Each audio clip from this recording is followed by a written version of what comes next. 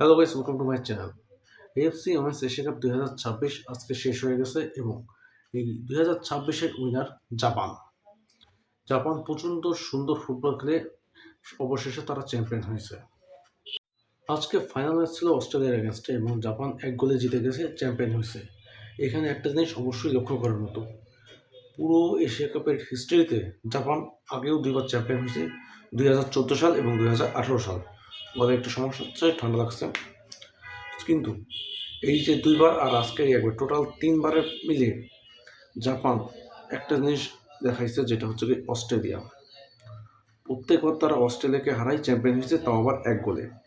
এটা অবশ্যই লক্ষ্য করার মতো একটা বিষয়।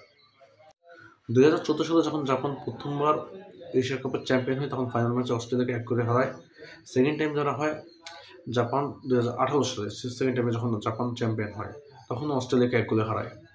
এবং এইবার মানে আজকে থার্ড টাইম জাপান চ্যাম্পিয়ন হলো, তাও অস্ট্রেলিয়াকে 1 গোলে হারাই হয়েছে। মানে জাপান একটা জিনিস সেট করে গেল যে অস্ট্রেলিয়া যদি ফাইনালে আসে এবং ফাইনালে জাপান থাকে, তাহলে 1 গোলের চ্যাম্পিয়ন হবে, এরকম একটা কিছু। পুরো টুর্নামেন্টে জাপান টোটাল 6টা ম্যাচ খেলছে, গ্রুপ স্টেজের 3টা, তারপর কোয়ার্টার ফাইনাল, সেমিফাইনাল এবং ফাইনাল ম্যাচ। এবং এই 3টা গ্রুপ স্টেজের 3টা এবং এই 3টা টোটাল 6টা ম্যাচে একটা ম্যাচেও জাপান হারেনি। অর্থাৎ টোটাল টুর্নামেন্টে জাপান আনডিফেন্ডেড ছিল।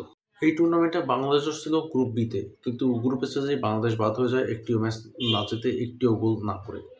আমরা আশা করব নেক্সট কোয়ালিফায়ারেও বাংলাদেশ যেন কোয়ালিফাই করে আবার এশিয়া কাপটা খেলে, এবং তার জন্য আমরা বাংলাদেশের জন্য সাপোর্ট দিয়ে যাব।